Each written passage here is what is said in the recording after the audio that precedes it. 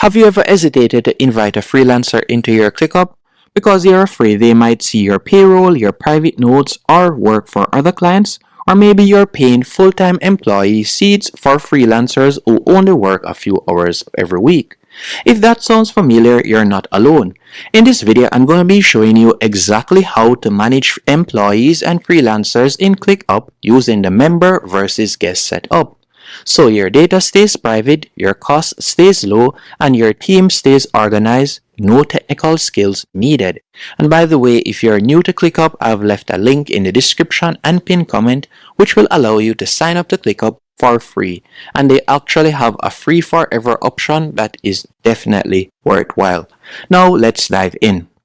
Now in this situation, the main thing you need to understand is members versus guests. What do I mean by that? Once on your ClickUp dashboard, you're going to go over to the left-hand menu option and you're going to tap on Teams. Then you're going to tap on the plus and you'll select Invite People. Once you have done that, you will see the option Member. A member would be your permanent employee. So these are your internal team members. They usually work full-time or part-time and need access to internal processes and can see most company work. So you're going to use members for employees only. If you want to tap right here where you see member, you'll also see the option guests. And the guests will be basically for freelancers and contractors. So they can only see what you explicitly invite them to and nothing more. This is perfect for freelancers, contractors, and also virtual assistants. By the way, on the free plan, ClickUp gives you multiple free guest seats for every paid member. This is how you work with freelancers without your bill exploding. Now, once you have added in the different members and guests, what I want you to do next is go over to the left-hand menu option once more. You're going to tap on Home. Then from there, I want you to arrange your spaces. You'll need to create a space, for example, internal space. And this internal space is for employees only. So you can use it for HR documents, company processes, and also strategy and private notes. And to create a space, you'll simply tap on the plus right here. And from there, you'll be able to create the space. And then from there, you can create different lists where you can add these in. Freelancers will never see this space. And by the way, you can private the space by simply tapping on the three dots right here. And you will tap on sharing permission. And you can edit the sharing permission as you can see right here. So you can choose to edit it or you can choose to make it private by tapping on private right there.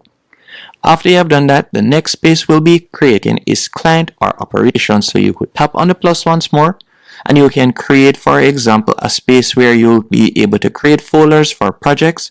Inside those folders, you can create lists specifically for freelancers. So when you invite a freelancer, you only invite them to that list. They won't see your internal space. They won't see other clients. They will see other freelancers' work, but they won't see your employees. This keeps everything clean and safe. So for example, you can see right here that I've private this space.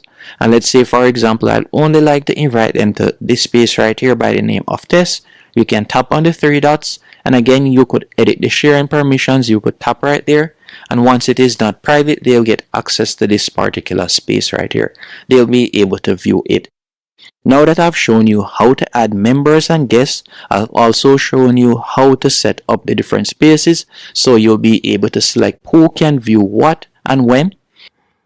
The next thing I'll be showing you to do is to monitor who is being overworked, as this is one of the biggest problems business owners face, is not knowing is my team overwhelmed or just slow.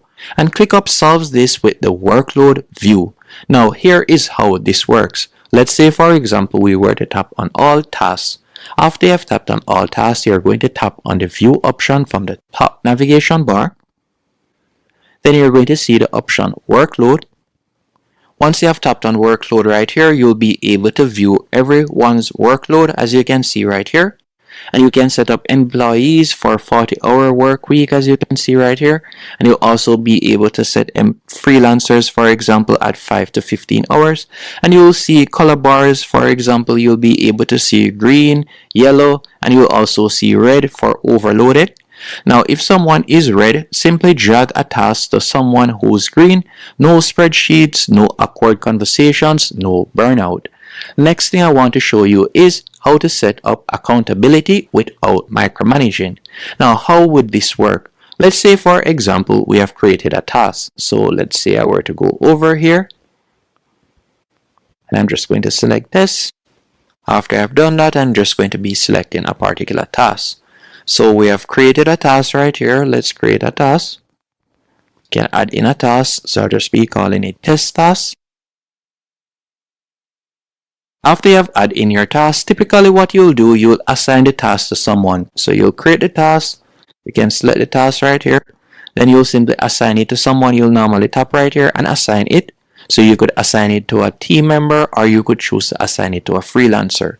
After you have assigned the task, what I would recommend you do is you can also assign comments, and this is a standout feature when it comes onto ClickUp. So you can tap in the bottom right hand corner. From here you'll be able to add the comment. Then you can tap right here where you see assign comment as an action item. By doing this, it becomes something the freelancer must respond to.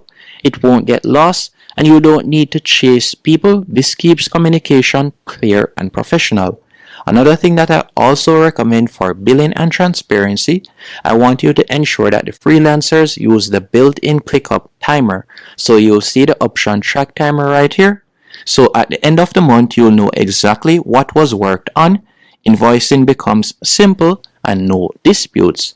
Another thing that you can also do when it comes onto that and it comes onto ClickUp is, for example, you can go over to the left-hand menu option at the end of the month or at the end of the week, and you will simply tap on AI. After you have tapped on AI, you'll be able to ask ClickUp Brain what Alex completed this week or what Myra completed this week. So ClickUp instantly summarizes their work.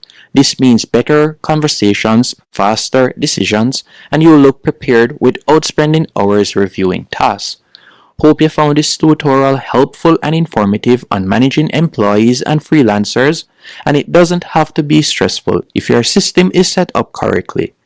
Thanks for watching, and by the way, remember I've included links in the pinned comment and description which will allow you to sign up.